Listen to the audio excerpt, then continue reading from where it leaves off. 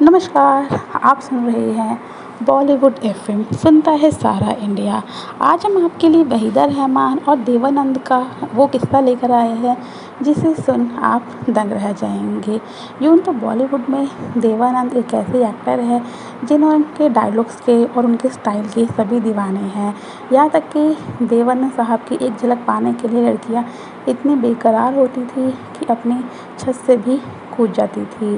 देवानंद का आलम ऐसा था कि जिस राह से वो गुजरते थे उनको देखने के लिए लाइन लग जाती थी और उनके काले कपड़े पहनने पर भी पाबंदी लगा दी गई थी।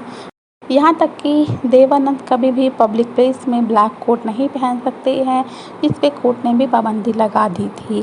देवानंद इतने ज़्यादा हैंडसम थे कि फैंस के अलावा खुद बॉलीवुड की कई अभिनेत्रियाँ उनके प्यार में दीवानी थी।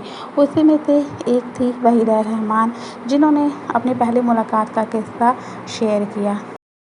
वहीदा रहमान ने बताया था कि जब वो मुंबई आई थी तो उनकी पहली फ़िल्म देवानंद के साथ ही थी। वो देवानंद की पहले से ही बहुत बड़ी फ़ैन थी और पहली ही बार में उनको देवानंद के साथ काम करने का मौका मिल गया। वहीदा रहमान ने देवानंद की मिमिक्री करते हुए कहा था कि जब पहली बार मैं देवानंद साहब से मिली थी तो उन्होंने मुझसे पूछा था, वहीदा कैसी हो, आओ ये करते हैं, कम ऑन डू दिस। उन्होंने मुझसे कहा, लेकिन मैंने उन्हें कहा, नमस्ते देव साहब। तब उन्होंने तुरंत कहा कि कौन देव साहब। वहीदा ने कहा कि देव साहब ने कहा कि आप मुझे सिर्फ देव बुलाइए, ना कि देव साहब। अगले दिन जब मैं शूटिंग पे पहुंची तब मैं देव साहब को नमस्ते कह रही थी, तब वो इधर उधर देखने लगे और कहा कि मैंने कहा है सिर्फ देव।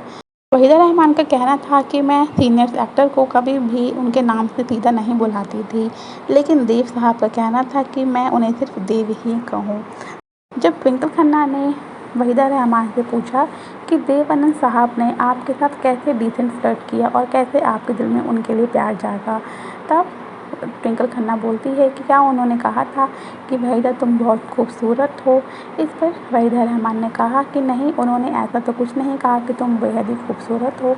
लेकिन वहीदा रहमान का कहना था कि दरअसल गाइड को लेकर काफ़ी चर्चा हो रही थी। तब चेतन आनंद और इंग्लिश डायरेक्टर टेड डायनेस्टी दोनों ही मुझे इस फिल्म में नहीं लेना चाहते थे। उनका कहना था कि उन्हें मेरा चेहरा पसंद नहीं है। साथ ही उन्होंने कहा कि तुम्हारी अंग्रेज़ी अच्छी नहीं है, जिस पे वो मुझे फिल्म में नहीं लेना चाहते थे। लेकिन देव साहब ने कहा कि नहीं, मुझे इस बात पे कोई फ़र्क नहीं पड़ता है कि उसको अंग्रेज़ी आती है या नहीं, मेरी रोज़ी सिर्फ वहीदा ही रहेगी। वहीदा रहमान और देवानंद की पहली फिल्म सीआईडी और गाइड थी, जिसमें दोनों ने साथ में काम किया था और इनकी ये फिल्म ब्लॉकबस्टर भी साबित हुई थी। वहीदा रहमान ने कहा था कि गुरु दत्त ने मुझे एक बार कहा कि तुम अपना नाम बदल दो। वहीदा रहमान में कोई चार्म, कोई जूसी, कोई सेक्सीनेस इस नाम में नहीं है, लेकिन वहीदा रहमान ने उनके कहने पर अपना नाम नहीं बदला।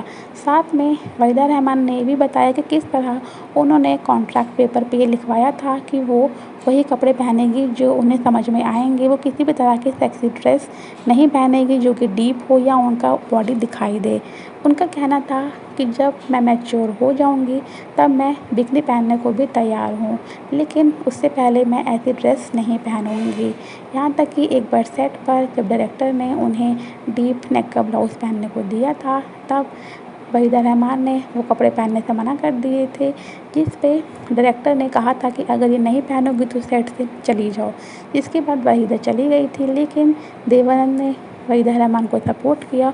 उन्होंने डायरेक्टर को समझाया कि अगर वो इस तरह के कपड़े नहीं पहनना चाहती है तो रहने दो, उन्हें ज़बरदस्ती मत करो। आखिरकार डायरेक्टर ने उनकी बात मानी और वहीदा रहमान को फिर ड्रेस चेंज कर दी। देवानंद हमेशा से ही न्यू टैलेंट को सपोर्ट करते हैं और उनकी रिस्पेक्ट भी करते हैं। देवानंद तो आज हमारे बीच नहीं है, लेकिन देवानंद की कई कहानियाँ आज भी बॉलीवुड में मौजूद है। ये थी वहीदा रहमान और देवानंद की एक छोटी सी स्टोरी। आपको ये स्टोरी कैसी लगी हमें ज़रूर बताइएगा। मिलते हैं अपने नेक्स्ट वीडियो में, तब तक के लिए बाय बाय।